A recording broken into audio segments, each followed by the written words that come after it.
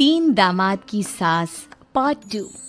अब तक आपने सुना कि कावेरी जी अपनी तीनों बेटियों ईशा, मोहिनी और सुहाना की शादी तीन घर जमाई लड़कों के साथ करवा देती है।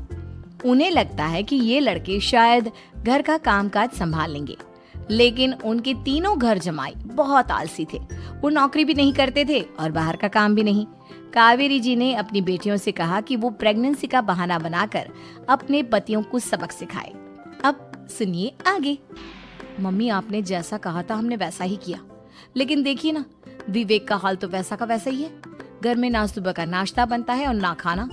नौकरी पर जाने की बात करूं तो खाने को दौड़ते हैं मुझे। हाँ मम्मी, मैंने भी सुमित को कितनी बार कहा कि अगर नौकरी नहीं करनी तो कोई छोटी सी दुकान ही खोल लो। घर का खर्चा कैसे चलेगा? देखो दोपहर के 12 बजने आए और जनाब अभी तक सो रहे हैं। हाँ मम्मी, ईशा और सुहाना ठीक कहती हैं। अविनाश का भी यही हाल है। जब मैंने अपनी प्रेगनेंसी के बारे में कहा तो मुझसे कहने लगा, अरे दूसरी लड़कियां तो 9-9 महीने तक नौकरी करती है, बस डिलीवरी के टाइम छुट्टी लेती है। मोहिनी, तुम भी नौकरी करो। अब मुझे कहाँ नौकरी मिलेगी? मम्मी बताओ, अब मैं क्या करूँ? हे भगवान, क्या सोचकर घर जमाई दामाद लाई थी मैं कि मेरी बेटियां मेरे पास रहेंगी और खुश रहेंगी, लेकिन इन आलसी दामादों ने तो हमारी जिंदगी को भी प्रॉब्लम में डाल दिया है।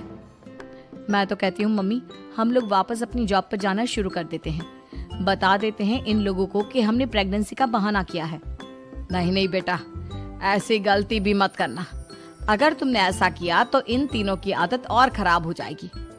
अरे आज नहीं तो कल कभी तो तुम प्रेग्नेंट होगी, तब वापस यही प्रॉब्लम आएगी। तब क्या करोगी तुम तीनों? हाँ मम्मी, आपकी बात तो बिल्कुल सही है। इन लोगों को तो सुधारना ही पड़ेगा। लेकिन कैसे? अपने बच्चों के आने की खबर सुनकर भी इन लोगों पर कोई असर नहीं हो रहा। पैसे कमाने के लिए घर से बाहर निकलना ही नहीं चाहते ये तीनों। अब मेरे दिमाग में एक प्लान आया है। तुम तीनों चिंता मत करो, उन तीनों को बुलाओ, फिर मैं बात करती हूँ। थोड़ी देर बाद कावेरी जी अपने तीनों दामादों को सामने बुलाकर अपनी बात कहना शुरू करती हैं। अविनाश, सुमित और विवेक, देखो बेटा, मैं ना तुम तीनों से बड़ा प्यार करती हूँ, इसीलिए तो तुम्हें घर जमाई बनाकर रखा है मैंने। अरे मम्मी जी, सीधे सीधे कहिए ना, क्या बात है? प्यार तो हम भी आपको बहुत करते हैं। अरे मम्मी जी, आपकी इज्जत भी बहुत करते हैं। अरे भाई, आपके जैसी सास और कमाने वाली बीवी सबको मिलती है क्या? हाँ मम्मी, विवेक और सुमित ठीक कह रहे हैं। आपकी बेटी से शादी करके मेरी तो जिंदगी ही अच्छी हो गई है।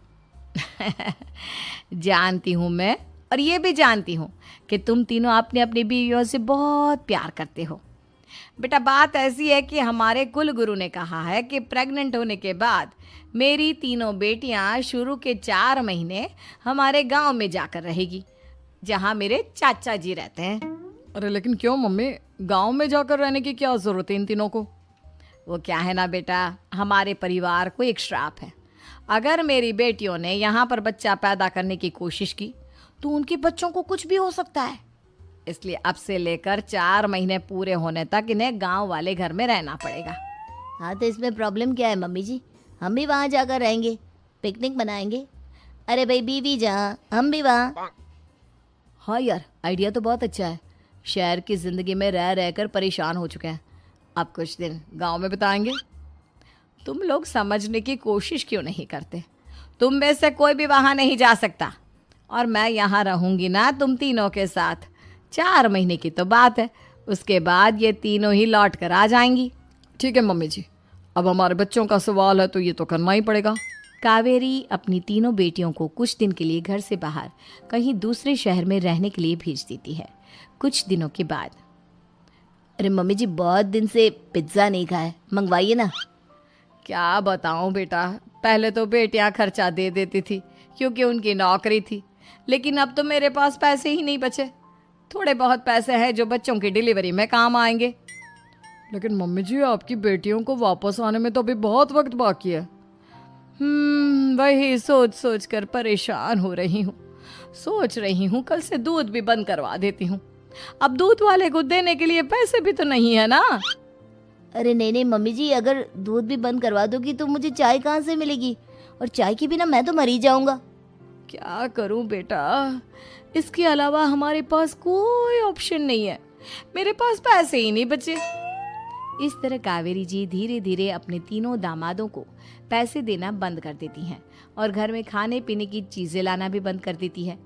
अब वो तीनों बुरी तरह से परेशान होने लगे थे और इसलिए एक दिन तीनों प्लान करके घर से बाहर निकलते हैं और बाजार में जाने के बाद यार अच्छा खाना खाए हुए कितने दिन हो गए, पता नहीं कब अच्छा खाना मिलेगा। हमारी बीवियों के जाने के बाद तो हमारी हालत भिखारियों जैसी हो गई है यार। कुछ भी हो, मुझे तो आज पिज्जा खाना ही खाना है। जेब में 1 रुपया नहीं और पिज्जा खाएगा, कहाँ से आएंगे पैसे? अरे देख वहाँ सामने बोर्ड पर क्या लिखा हुआ है, कंप्यूटर पर काम करने के लिए एक आदमी की आवश्यकता है। भाई मैं तो जा रहा हूँ, काम करूँगा और शाम तक पैसे लाकर आराम से पिज्ज़ा खाऊंगा। जा जा, तुझे कोई काम नहीं देने वाला, हम तो घर जा रहे हैं। चल भाई सुमित। सुमित और अविनाश वहाँ से चले जाते हैं और विवेक उस कंप्यूटर शॉप पर सारा दिन काम करके 5,000 रुपये कमा कर घर लौट कर आता है और अपने खाने के लिए अच्छी अच्छी चीज़ें भी लेकर आता है। ये देखकर विवेक और सुमित के दिल में भी कुछ पैसे कमाने की इच्छा जागती है। अरे सुबह सुबह कहाँ चल दी है तुम? मम्मी जी एक बहुत अच्छी जगह मिली है, कंप्यूटर पर काम करने के 5,000 मिले थे कल मुझे। अगर रोज काम करूँगा तो पूरे 40,000 की तनख्वाह। अरे वाह, ये तो बहुत अच्छी बात है दामाद जी, आपको जाना ही चाहिए। सुमित और अविनाश विवेक को इस तरह तरक्की करते देखकर परेशान हो जाते हैं और वो दोनों भी काम की तलाश में निकल पड़ते हैं। धीरे धीरे उन दोनों को भी काम मिल जाता है।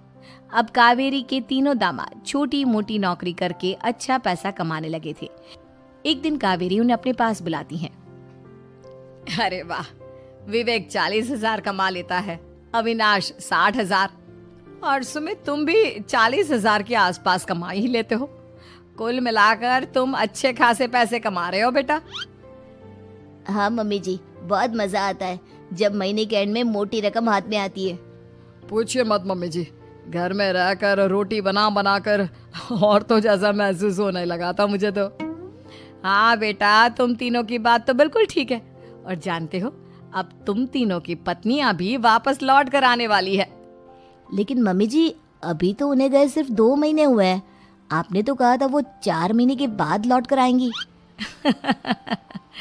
ऐसा कुछ नहीं है बेटा, मैं सिर्फ तुम तीनों को सबक सिखाना चाहती थी कि आदमी घर में बैठकर बीवी की कमाई खाता हुआ अच्छा नहीं लगता। इस दुनिया में हर इंसान को मेहनत करनी चाहिए, काम करना चाहिए, चाहे वो औरत हो या आदमी, ताकि अपने परिवार को संभाल सके। कावेरी की बात सुनकर उन तीनों को अपनी गलती का एहसास होता है और कावेरी उन्हें सच बता देती है कि ईशा, सुहाना और मोहिनी शहर में ही कहीं दूसरी जगह रह रहे थे। शाम के वक्त उन तीनों की पत्नियां लौट कर आ जाती है और कावेरी जी का परिवार एक खुशहाल परिवार की तरह रहने लगता है।